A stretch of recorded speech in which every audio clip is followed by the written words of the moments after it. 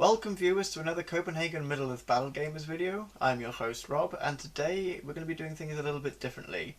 Instead of giving you a viewing of what I've been working on the last week, I'm going to be showing you my entire current Mordor collection. So let's have a look. So here are 6 orc warg riders. These were some of the first models I got for my Mordor army. Very fun to paint, especially because unlike painting, for example, Warhammer Fantasy or 40k orcs, you really get the opportunity to experiment with some colours, and every model can be a little different when doing the skin tones. For example, the one on the left, I believe I used a Lauren Forest for that, and then it had a wash of Rykand Flesh Shade. And then I think I did like a mixture of Gorbash green and Lauren Forest to re-highlight it.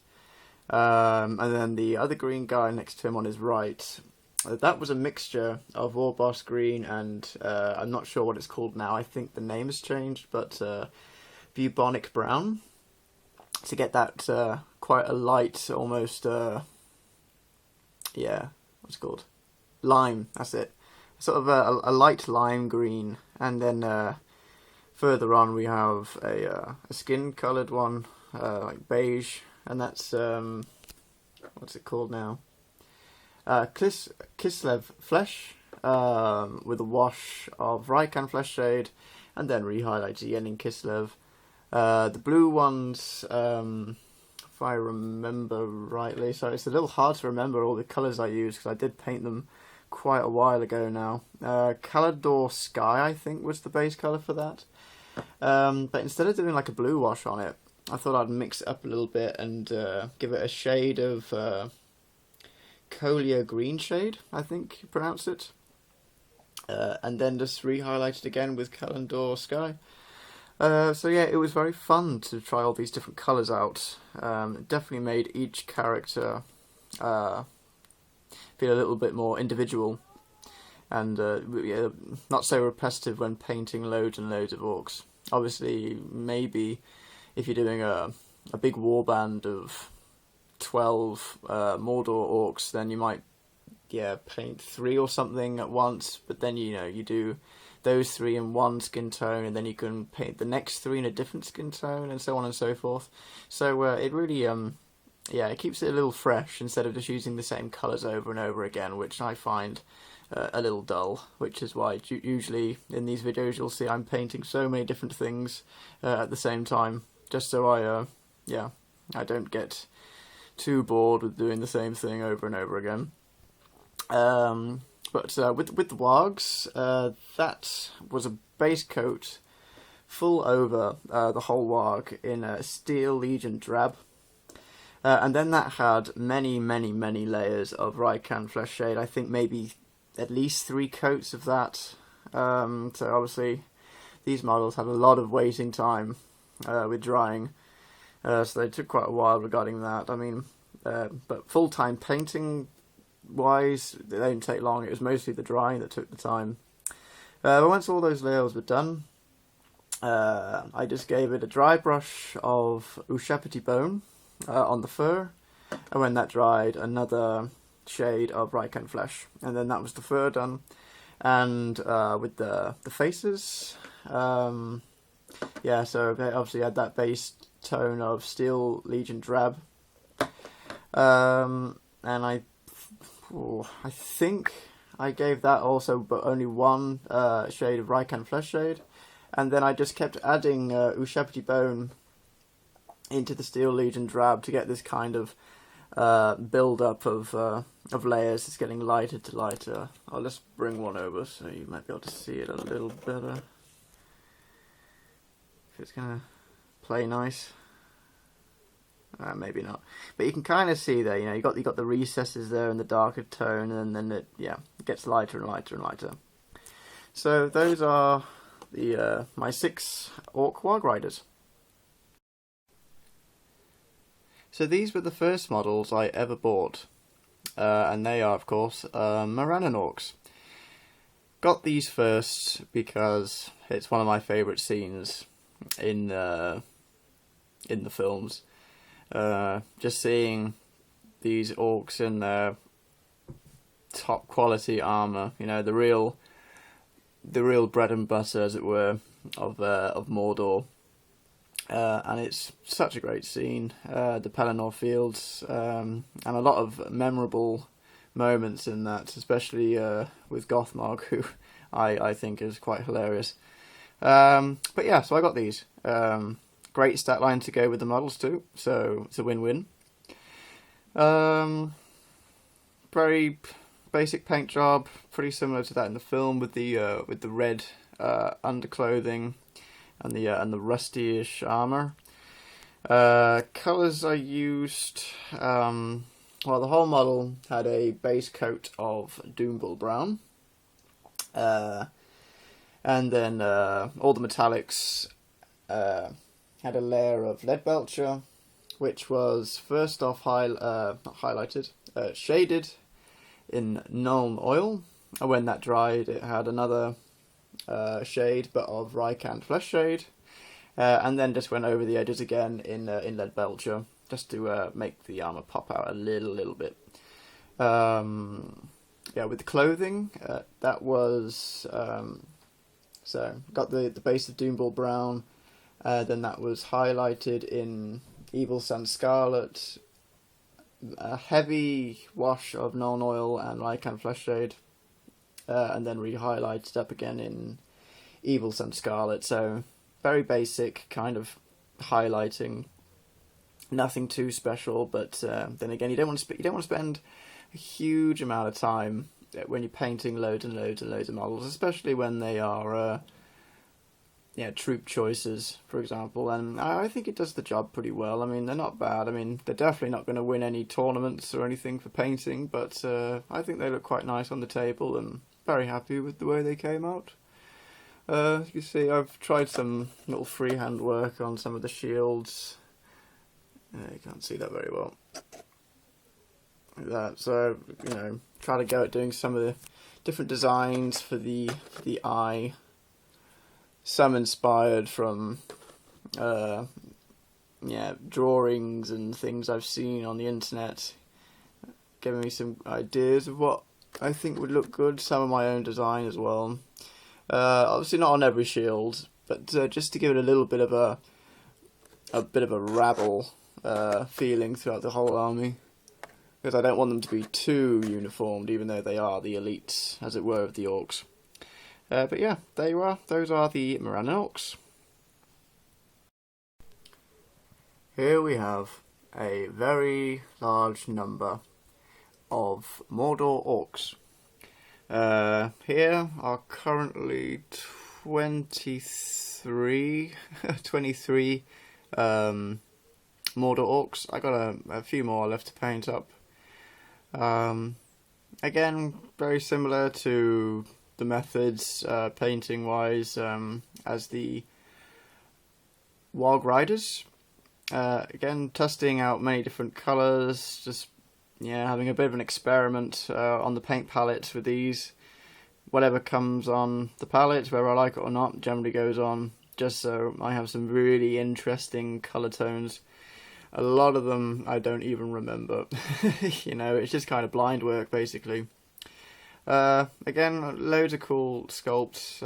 It's really nice how a lot of them are individual. You can see some similarities in some of the poses, but nothing too extreme. And I really like that about this box. I feel like some of the other plastic box sets, they just all seem kind of stale, as it were. Very very similar poses and everything. But the orcs definitely got the better end of the stick with this. I think they have lots of really cool poses. I'm not exactly sure how many other ones I got left to paint. Not many. But the reasons why I've got so many of these, considering we play such small point games, and I almost always take Morannon orcs, is because in the future, which I'll get onto in further detail, I would like to have a Dol Guldur army, in which case having lots of these kinds of orc in particular is very, very useful. But as I say, we'll come on to that later. Here we have a Mordor cave troll. Very nice model, I have to say. I'm glad to say that the picture quality has just improved vastly. I think it's probably because my camera doesn't like having so many things in the picture at once. It can't really focus, but here it can, so that's good. Yeah, I'm definitely pleased they brought out a plastic kit, and this is the plastic kit, of course. I really dislike big things in metal. I don't like gluing them at all. I also haven't really had any experience with pinning, and I'm very useless when it comes to using green stuff. So I do my best to stay away from big metal miniatures as much as I possibly can, which, as you can imagine, I was one of the people who was really happy when resin was introduced, especially with like fantasy dragons, for example. Those things are just a nightmare to glue, and having them in resin or in plastic now, actually, because they brought out a lot of plastic kits for those dragons. That was lovely, but I'm digressing. We're not talking about Warhammer Fantasy, we're talking about Lord of the Rings. So yeah, very cool model. The nice thing about the box set, unlike most of the Lord of the Rings box sets, is that you get a lot of options. I think there are two heads, one of which is the one here, but the helmet he's wearing, that's optional. So you can either stick that helmet on him, or you can have like a top knot, I think, if I remember rightly. So you can technically have 3 cave trolls all looking completely different, which I think is really cool. You get an option for a shield, if it's like an Isengard troll, and you can also have like a sword, a wooden club, or this hammer, and I went for the hammer. It also comes with a set of drums, if you want to make him into a troll drummer. The full plate armour, as he's wearing here on his chest, half breastplate, which just covers up his left side of his chest, and then he's got like some hanging heads or something, some kind of trophies taken that can go along his waist. So yeah, loads of options with this model. I thought that was really nice to see when opening that box. A really nice change from the other Lord of the Rings plastic boxes. So yeah, so he was a lot of fun to paint as well, as you can imagine. It's nice. It's the nice thing about playing an evil army, is that you get to have all these fun toys. Yeah, the good side can have eagles, I guess, but that's basically it. That's all they can have. And we've got so many fun toys. So he was a real joy to have and to paint. Okay, now we're getting on to the more fun stuff. Now we're going to be looking at some of my army captains, generals and such. And here we have the 5 Ringwraiths from the, what's it called now? The Attack on Weathertop, I think it was called. Yeah, the old box set that came out directly after the film. The first film, that is. Really cool box set when you get the 4 hobbits and Aragorn and that little campfire, which I have knocking around somewhere. Yeah, so these were cool. Obviously not that exciting to paint, you know, but I tried something so they wouldn't just be black. So what I did, I mixed a bit of, what's it called now? Abaddon black. Excuse me. A bit of a Abaddon black, and I added a little bit of Ushapiti bone just to get a kind of warm grey, instead of using like skull white or something. Painted it all over that, and then I just gave it many shades of Nuln Oil.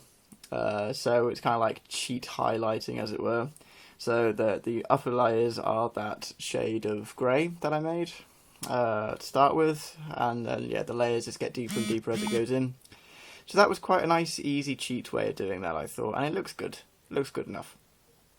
I know a lot of people have issues when playing with multiple Ringwraiths. For example, when it comes to, scribing, as it were, keeping notes of whose might is whose and whose will is that, and what happened to all that fate and such.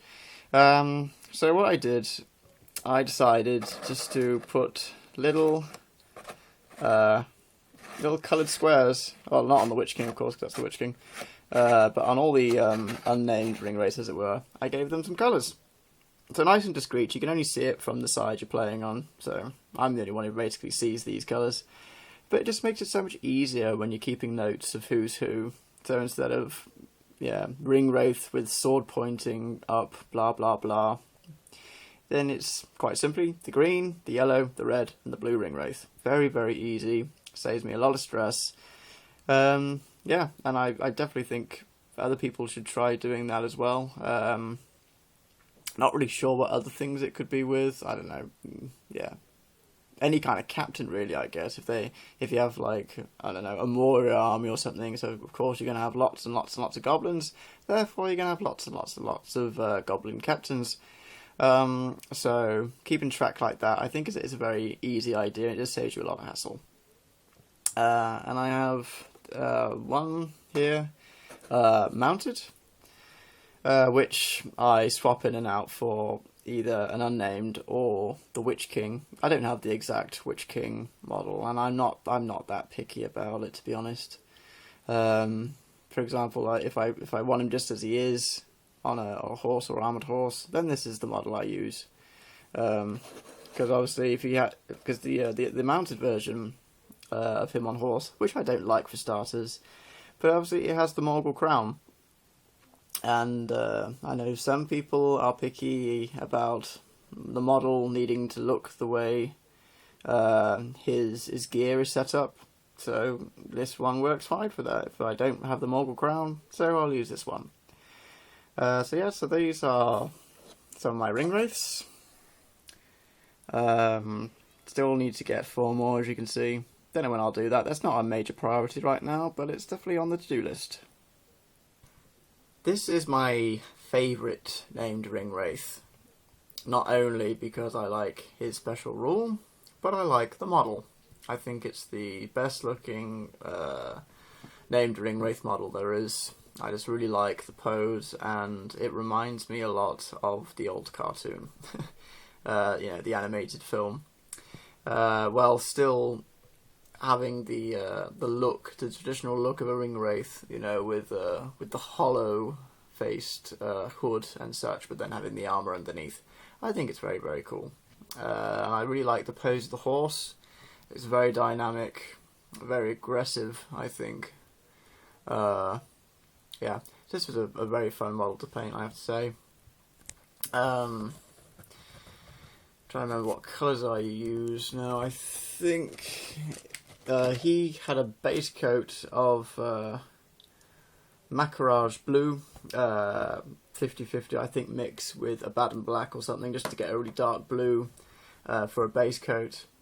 And then he had a wash of Nuln oil, I think, and then I just gave very, very, very watered down layers of Macarage blue, just to try and raise up those highlights a little bit, just drawing the brush across the raised edges like that, and when it dried, add another thin coat, and so on and so forth. And it came out looking like this. My plan is to have all of the name Ringwraiths different colours. So this guy's the Shadow Lord, so makes me think of night, so I did him in a dark blue.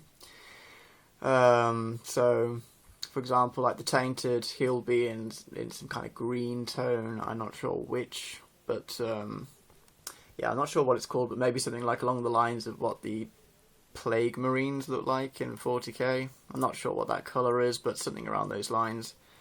Camel obviously will be red to tie in with the Easterlings and so on and so forth.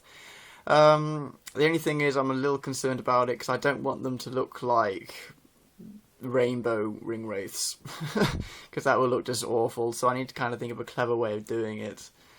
Maybe pick out a few colours that are appropriate for their title and job, I suppose. So maybe there might be 2 greens, I don't know. But just having like different shades perhaps, or using different inks and washes to to manipulate those colours and such. So I'm not 100% sure what I'm going to do with that yet, but I do like the idea of giving them some real uniqueness in their colours. I have the Dark Marshal and the Dwimmerlake that need to be painted up, so one of those will be next. As for what colour to which, I have no idea. I mean, you think of the Dark Marshal, I mean, yeah, dark, brooding colours, I suppose, but his special rule, you know, just basically being a 6-inch banner, doesn't really give you a colour, so I need to really think on that. Maybe I'll figure out what colours I want the other models to be, and then I'll resort to whatever's ever left for him. But we'll see. So yeah, that is the Shadow Lord.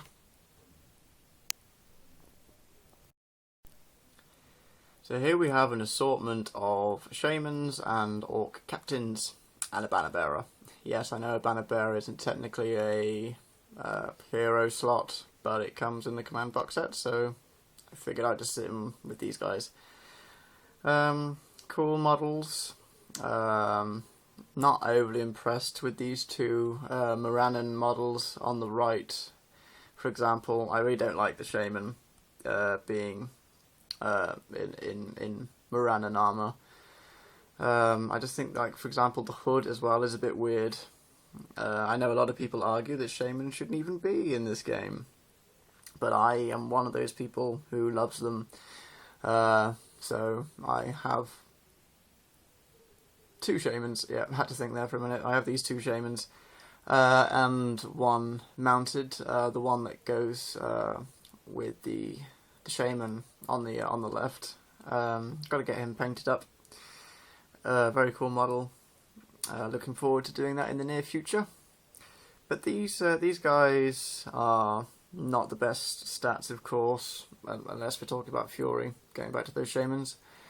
But they are very useful to have, because of course orcs are super cheap, and likewise these captains are super cheap. So they're always nice to have lying around if I'm a couple of points short for a game. Stick one of these in. I also got these captains before really having any kind of experience with playing. If I knew then what I know now, I probably would not have gotten the unnamed captains. Because I've learnt the hard way that for very few points extra, you can get, I don't know, Grishnakh or Gorbash or whatever, with an extra might point. That is just totally worth taking over these guys. So yeah, I learned that the hard way. Mind you, still glad I have these guys. I was lucky enough to get my hands on a box of the other Morannon captains, the blister pack, the ones, well, at least the one from the film, with like the skull on his helmet and the two-handed scythe.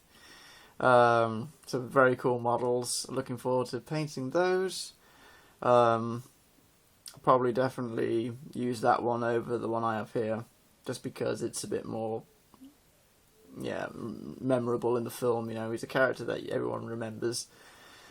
So yeah, these are my unnamed characters. Here we've got two memorable guys. It is Gorbash and Shagrat from Cirith Ungol. One of my favourite scenes. Also, I think Gorbash is my favourite orc in the whole franchise. I think he's just got so much character. So I'm very pleased I had this model. I got these two in a blister pack ages ago when I lived in England. Left it at my mother's house, moved to Denmark, and of course got into Lord of the Rings from the host Christian. He swayed me into playing it again. So unfortunately I had to wait a long time to get these models into Denmark. But I have them. I stripped them and repainted them, and I'm very pleased I have them now. Especially shagrat, I have to say, because gaming wise, his profile is very, very good.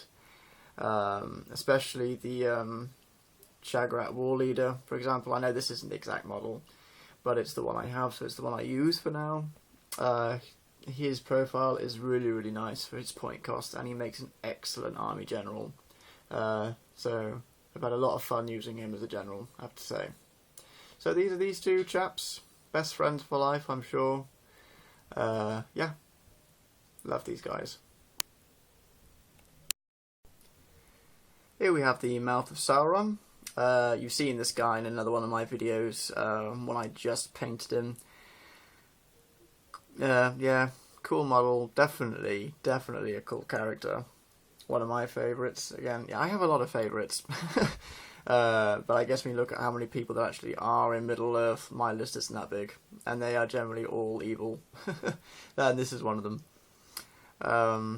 Yeah, I really like the way they did him in the film. It was a bit weird at first seeing that mouth. I just, yeah, didn't really seem like that approach worked first time, but every time I've seen it since, I like it more and more and more. And yeah, I just think he's very, very dark and scary and everything what the Mouth of Sauron should be. So yeah, he's cool. I know a lot of people prefer to take an unnamed Ringwraith over him, you know, for the same points cost. You get certainly better spells and definitely better spell casting potential. But I try to be a fluffy player when I can, so yeah, if it seems appropriate to take this guy, then I'll take him over an unnamed Ringwraith any day of the week. So glad to have him in my collection. Here we have Grishnakh. Very good, cheap orc captain. A lot like, what's it called now? Gorbash. One of those ones that you take over an unnamed captain, for example. I didn't get him in the blister with Merry and Pippin, sadly, but I saw him on the Facebook trade page for a very, very nice price. I just couldn't refuse. I needed him in my army, so yes please, thank you very much. I'll take that. Fun model to paint again. I think it's my only brown orc, I think. No, I think there's another one, but like in the Mordor orc rabble. So this guy was just, I think it was Doomball brown, with a 50-50 mix of Nuln Oil and Agrax shade, I think, and then just re-highlighted again in the Doomball brown. It's very simple to paint his flesh. I actually was a bit surprised that he was a brown orc because, well, pre-extended edition, you only see him at night time outside of Fangorn, and obviously from the moon, I guess, it kind of gives a bit of a bluish tint, so I completely forgot about the extended edition and I almost painted in blue. And just before I was about to put paintbrush to face, I was like, oh my gosh, yes, I need to go look at pictures on Google or something just to be absolutely sure that it wasn't different. And it was different. So luckily I was just then in the nick of time to get the right colour for him. Yeah, I think I've used him in one battle report. Yes, it was for my Isengard force against Christian's Rohan. And that's another reason why I got this one, because I think it's quite fun and fluffy to have this guy leading a bunch of orcs and then having Ugluk leading a bunch of Uruk-hai scouts. I think that's a very fun and fluffy list. And I've had some good games with them, some bad games. The one recorded was a bad game. But such as it is sometimes. But yeah, cool model. Glad to have him in my collection. Now this is another one of those models which makes playing evil feel very, very good. Having a nice big monster like this is such a joy to paint. And it is, of course, well, in this case, the Witch King on a fell beast. Really, really, really cool model to paint. As you can see, I've done mine a little differently. I didn't want it to be dark grey, because it will just tie in with the robes of the Ringwraiths. So I went for a blue tone instead. Macarage blue, I think it was, and then I did some, you probably can't see it on the camera very well, but on like the scales, I mixed in a little bit of green to kind of get a sort of turquoisey colour, just to make them pop out a little bit more. So yeah, that was that. Steel Legion Drab, I think, I used on the wings, with a heavy wash of Rycan Flesh Shade and dry brushed again in Steel Legion Drab. So yeah, again, nothing special in the paint job. As I've said in my other videos, I try to paint all my models to the same standard. So there is like a cohesive appearance throughout the whole army. That's not to say that I try and rush my models or anything, but I also don't want to spend a huge chunk of my time on them either, especially as I don't really have a lot of that spare at the moment. But I think this quality is quite fine for playing with. Yeah, I don't know if I could really do much better. I think I would also have to have a bigger variety of paint to get a better quality paint job. I don't really have that many. I think I've probably got about 30 paints in total, ranging from metallics, blacks and whites, and then all the colours under the rainbow from there in. So I probably only have, like, for example, maybe 2 of each tone. And then sometimes I don't have any colours. I don't have a purple, for example, so I always have to try and make my own purples, which is a little annoying. I wish I would be better at buying paint, but I'd rather spend my money on models. Yeah, it can be difficult when you go into a store and have to buy paint, especially when it's black and white. No one wants to buy black and white paint. But yeah, cool model, I have to say. I like the sculpt. Yes, plastic kit again, not the metal one. You get 2 types of head to go on this model, on the fell beast, that is. One with this armour on its head and one without. And I went for the one with armour on. Sorry, that's my cat. The one with armour on. I think it just looks the best, and I like the way it looks like it's flying through the sky. It just works. And the nice thing about it being plastic means it's going to have lots of different pieces, and I can always switch out the Witch King and put in the unnamed wraith, like so. Pretty simple. It's actually, I have to say, somewhat amazing that he's actually standing right now, because he's not glued. The wings, for example, I don't mean the whole thing, obviously some of it is glued, but the wings, the rider of course, and the stand is not glued, and it's not magnetised either. Sadly, the magnets I did buy were too small or were too weak, so they don't actually hold the model together, which is a bit of a shame. So I need to do a little bit more research, I think, into magnets, and which magnets are good, how strong can they be, what is too strong, etc, etc. I played with him once. It was a nightmare, as you can imagine. Wing would fall off all the time. But a lot of fun, a really fun mount, I think, especially on the Witch King. he becomes an absolute beast, and it's especially fun against armies like all-mounted Rohan, for example. I actually think I was against all-mounted Rohan. I think I played against Christian's Rohan and Alexander's dwarves. I think against my Mordor army, and yeah, I had a lot of fun using the Witch King on a armored fell beast. I think it was. Yeah, very, very killy. Lots of fun. So, very pleased to have one of these. I have to say, it was definitely worth its money. And here we have the big man himself, the Dark Lord Sauron. A must-have for any collector, really, of Lord of the Rings. I mean, he's such an iconic character, and in fact, he is the character. I mean, the whole thing is about him, really, when you think about it.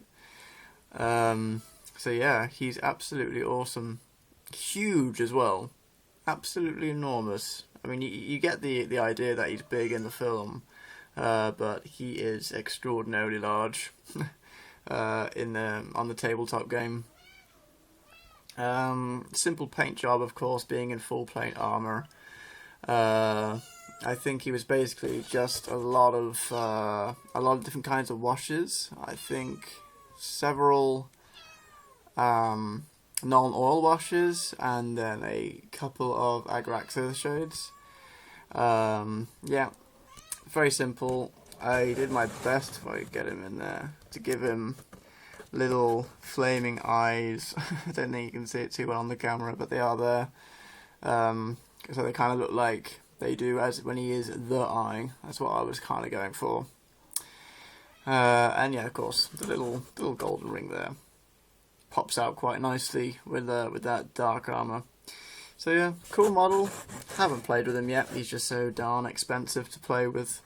But I know Morton has been talking about using him against me, against Morton.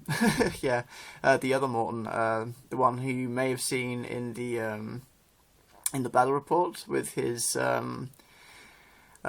tournament Rohan list. That was a great game. If you haven't seen it, you go check that out. Yeah, he's starting to collect Numenorian. So we were talking about maybe doing a massive game, and yeah, having a sealed door and everyone there, and obviously the big cheese himself, Sauron, present. And I think that sounds like a lot of fun. So hopefully we'll be able to get time to do that in the future, because I'm just so excited to use him. His profile is terrifying, truly. Rules wise and points wise.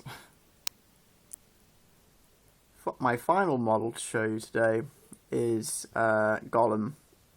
Not necessarily evil, but not necessarily good. However, he is in the Mordor sourcebook, so for me, he's evil. Very cute little model. Very pleased to have gotten him. He was a gift from the channel's host Christian. I think it was for my birthday, if I remember correctly. I was very, very pleased to get him. He's such a cool little model. There are many models of him now, actually, and all of them are good, but this one in particular I like a lot. I tried doing something a little fun with the base, just so it's a little different. Tried my best to get a sort of water effect, simply blending lots of kinds of blues, you know, like my usual blue, Macarage blue, for example, and then just adding whites and yeah, maybe a little bit of green here and there, and yeah, and then just kind of mixing it up to get a kind of like a marbly effect, I guess. And then I used a bit of art coat over it to make it shiny, and then I just put a little bit on the rocks here and there to make them look wet.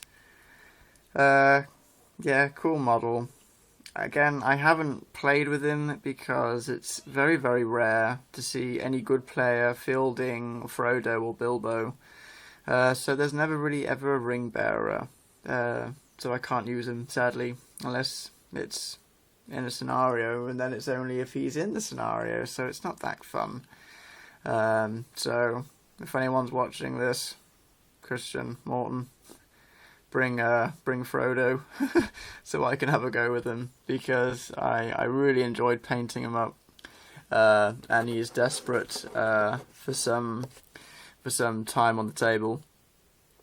So yeah, that is Gollum, and that is my current Mordor collection. There are, of course, many things that I want to add to it.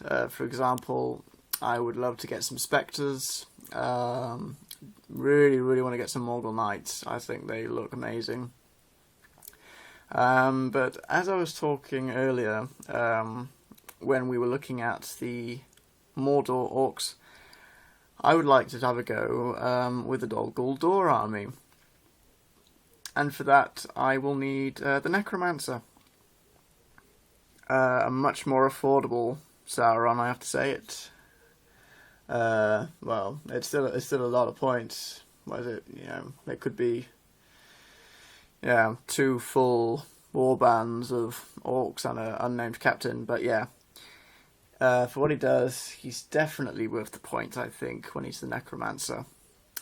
And he gives a special rule, which can increase the fighting value and shoot value of Mordor orcs and Mordor shamans and Mordor captains. So that sounds really nice. So for example, your standard Naffy Mordor orc, instead of being fight 3, shoot value 5, it becomes fight 4, shoot value 4, and that is a very tasty thing, because I'm always against good characters, for example, that are fight 4, like a Westfold Redshield, for example. It's very annoying. It's hard enough to fight them when they're on horses, let alone being fight value 4. So I think that's really going to even the playing field, and I'm super excited to try that out. So thank you for watching. I hope you enjoyed this video. Please comment, like, share and subscribe, and I'll see you hopefully next week for my next video.